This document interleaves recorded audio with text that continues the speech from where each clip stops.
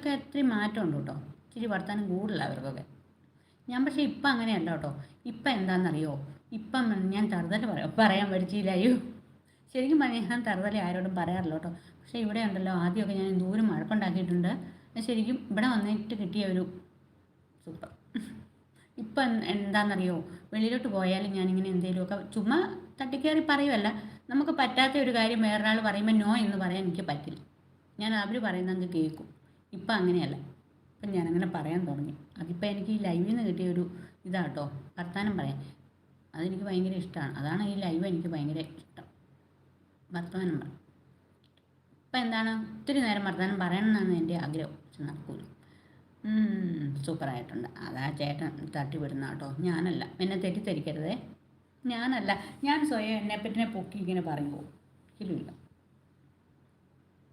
പുള്ളിയാണ് ഇതൊക്കെ ചെയ്യുന്നത്, ഇതൊക്കെയോ ചെയ്യുന്നു.